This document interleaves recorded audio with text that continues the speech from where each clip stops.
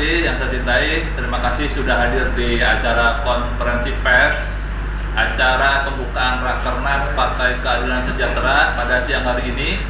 Alhamdulillah sudah hadir bersama saya di studio.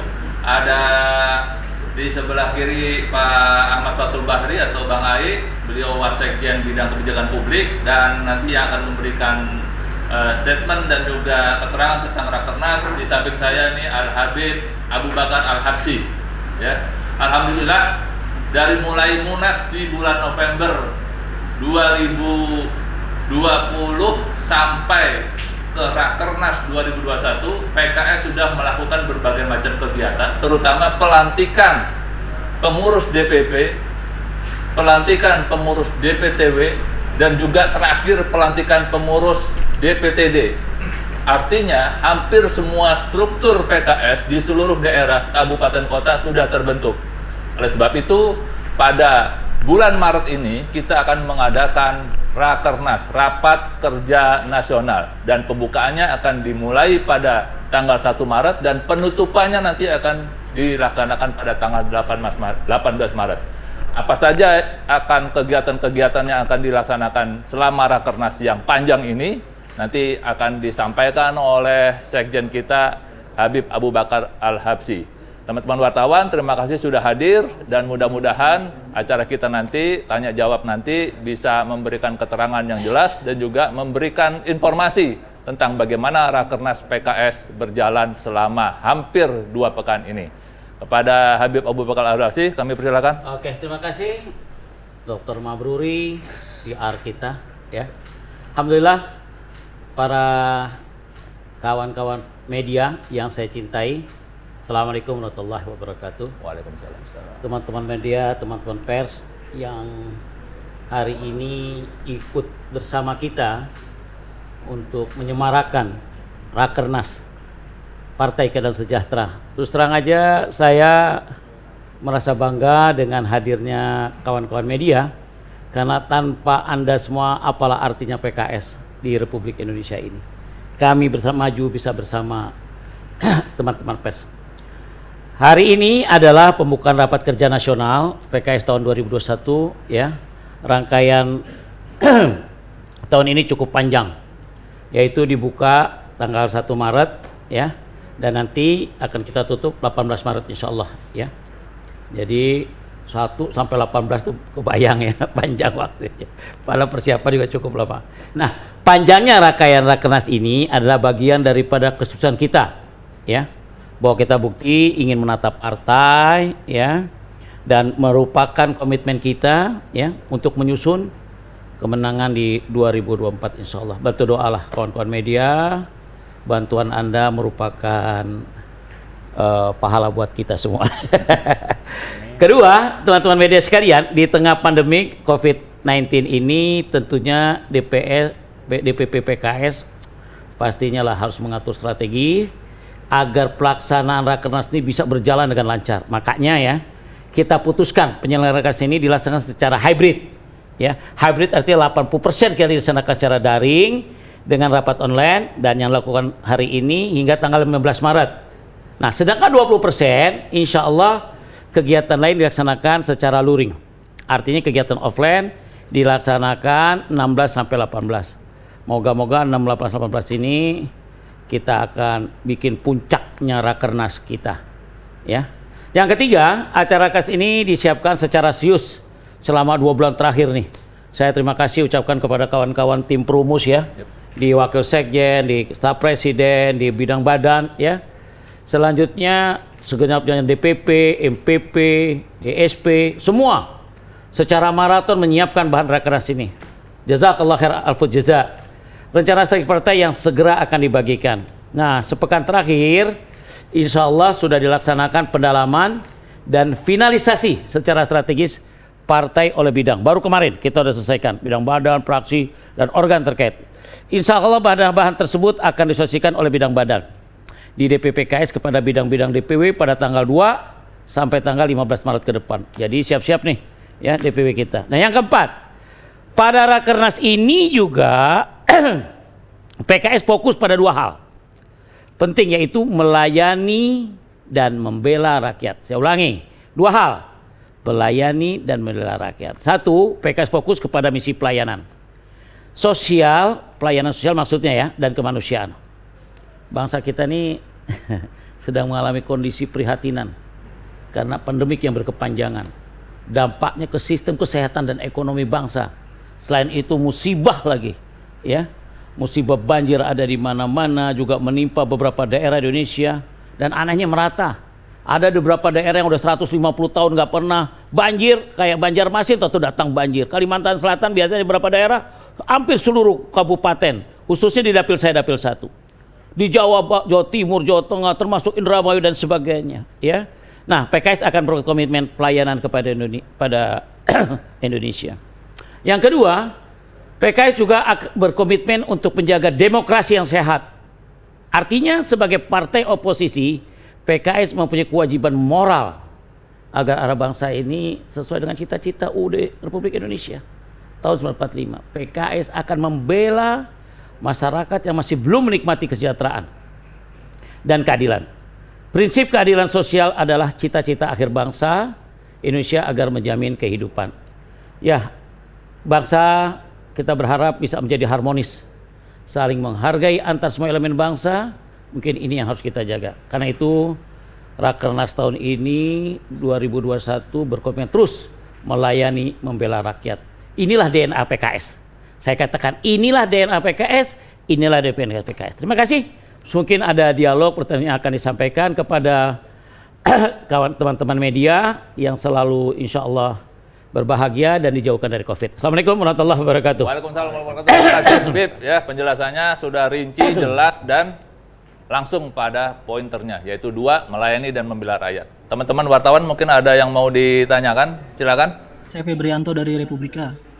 Ya. Febrianto dari Republika, monggo Mas Febri. Ya, silakan, Febri.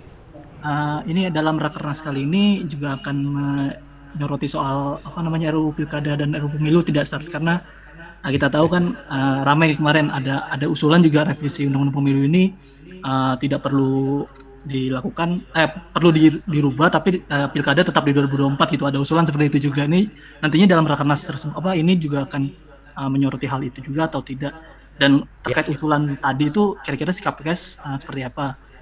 Lalu yang kedua terakhir soal konvensi capres yang diusulkan Nasdem ini, kan kemarin kita pekan lalu lah Nasdem sudah menyatakan tengah mempersiapkan konvensi capres gitu untuk Pilpres 2024. Nah ini kira-kira PKS memandang ide ini seperti apa? Apakah nanti akan tertarik juga dalam konvensi ini atau seperti apa?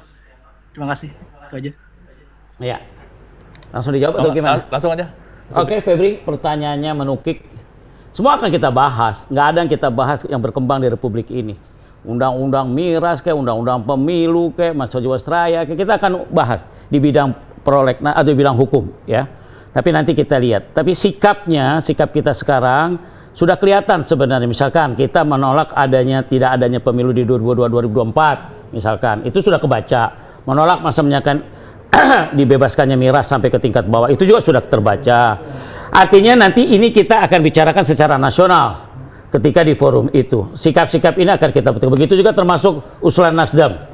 Itu baik-baik saja, kita nggak akan katakan A dan B, C. Kalau masih pribadi silakan pribadi, tapi pada waktu di Rakernas itu kita akan bahas.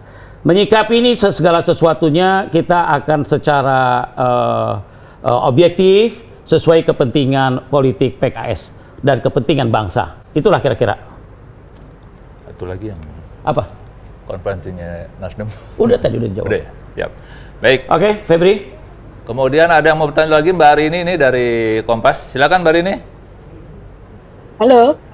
Ya, Rin. Ya, Assalamualaikum Ustadz. Izin bertanya tentang Rakernas kali ini, kira-kira apakah juga akan membahas tentang program-program teman-teman PKS dalam menyongsong 2024. Nah, kan tadi disebutkan ada 2 fokus, yaitu pelayanan dan pembelaan.